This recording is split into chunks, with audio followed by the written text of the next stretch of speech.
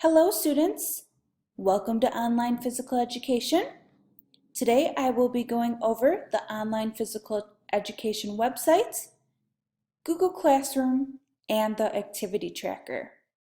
To begin, the Online Physical Education website. Currently I am open to the web page and everything is broken down into categories. The first item that you'll see is the calendar. On the calendar, it gives you a class description, general information, and the dates you need to know throughout the course. So the first set of mandatory dates are June 13th or June 14th. This will be held in the North Gymnasium. June 29th or June 30th. This will be held in the weight room. And July 19th, 20th, or 21st. This again will be held in the North Gymnasium.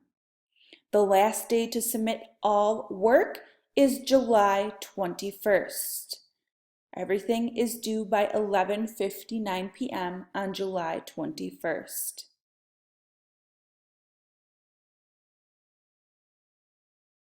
Next is contacts.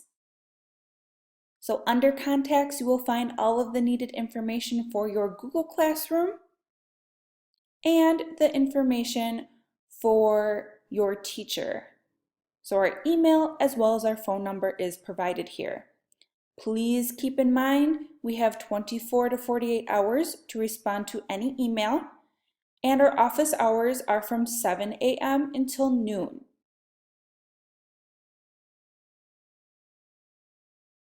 Next is Google Classroom. So under Google Classroom, after you figure out what section you are in, you can figure this out by going to Infinite Campus, and you will see the 35.1, 35.2, 35.3, and so on and so forth. So please make sure to join the appropriate Google Classroom. Next is modules. This course is broken down into 6 modules for the 6 weeks that we have. Module 1, you'll be going over fitness testing and goal setting. Module 2, recreational sports activities. Module 3, team sports activities. Module 4, flexibility. Module 5, weight room, strength, and aerobic machinery. And Module 6, analysis and lifelong activity planning. Let's click on Module 1, fitness testing and goal setting. So when you click on that module, it opens up to Module 1, which would be week 1. As we have already started this week, all of you have completed the necessary fitness testing at this point. And you can see there was a reminder here as well when the fitness testing was going to take place, where it was going to take place, and to make sure that you fill out the Google form that we sent out. Next is the activity tracker. So if you have not done so already, please make sure to click on that activity tracker and make a copy for yourself. And again, we'll be going over this in a little bit. Then you can see the next part of the website, or Module 1, are the different activities for this week, the homework assignments. All videos are housed in the website. They are not housed in the Google Classroom, so you will have to go back and forth between the website and the Google Classroom in order to get all of the necessary information.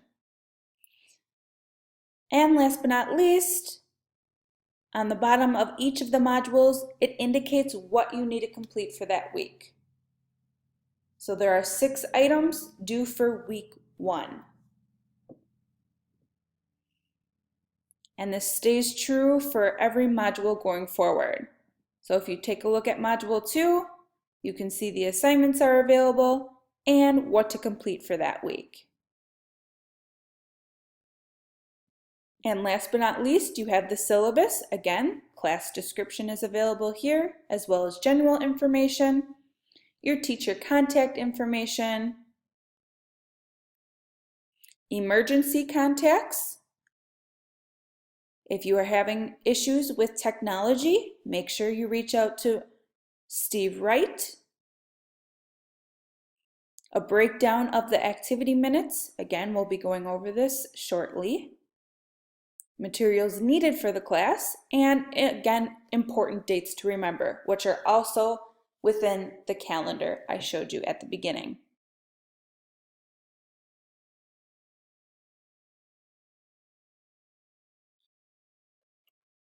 So this is the website. Next is the Google Classroom.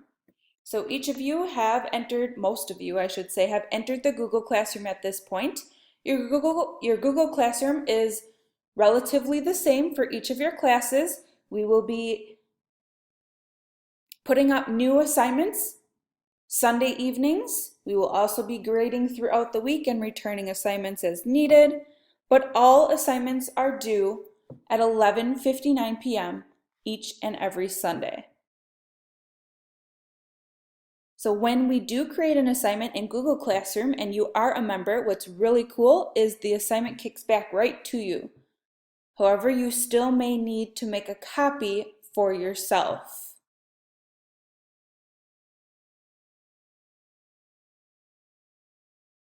So again, you will often but not have to go back and forth between the online website and Google Classroom in order to get all of the information. And last but not least, we have the activity tracker. So again, you will need to make a copy for yourself. In order to do that, you go to File, make a copy, and then include your name and then the activity tracker. And that way it's going to go right into your Google Drive and you can easily keep track of the 2,700 required minutes. So with that, you do have to at least include that 2,700 minutes throughout the course of the 6 weeks. And this is broken down even farther for you here. So each week you must have 450 minutes. And if you'd like this broken down farther, you can see that this is broken down farther for you here. If you engage in physical activity 7 days a week, that is 64 minutes per day. 5 days a week, that is 90 minutes per day. 3 days a week, that is 150 minutes per day. With that, there are certain activities during certain modules or weeks that you must complete off of an approved activity list. So if you take a look back on the website, those lists are available for you. So if we take a look at Module 2, you can see that there's an approved list at the top for recreational sports activities. If you click on that list, it will open up and give you all of the different approved activities that are available for that week. So some examples are frisbee, racquetball, kayaking, power walking, swimming, gardening, geocaching. And if you do not see an activity that you think would go with recreational sports and activities, please reach out to your teacher and just get it approved.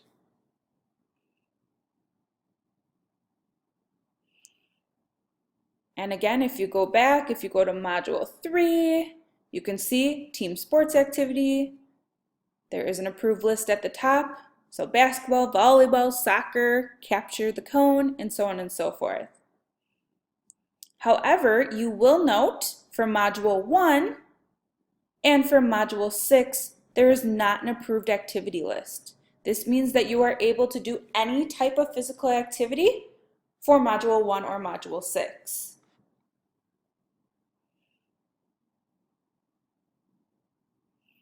So with that, what to include on each of the days when you complete physical activity?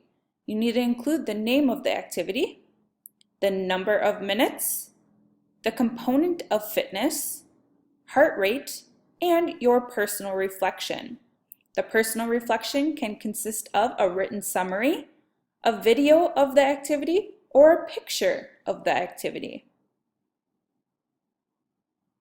And then if you scroll farther down here, I've also placed the 5 components of fitness for you here. The explanation to each of these components of fitness is found on the main page of the online website. And also there is an explanation of your heart rate, how to take it both ways. So make sure to look at that picture if you are unfamiliar on how to take or measure your heart rate. And last but not least, just to provide a little bit farther explanation, the activity tracker is broken down into weeks for you with the appropriate dates. So if you click on week 1, you can see June 12th through June 18th. You will need to include your activity. So let's just say basketball. And I did this for 150 minutes.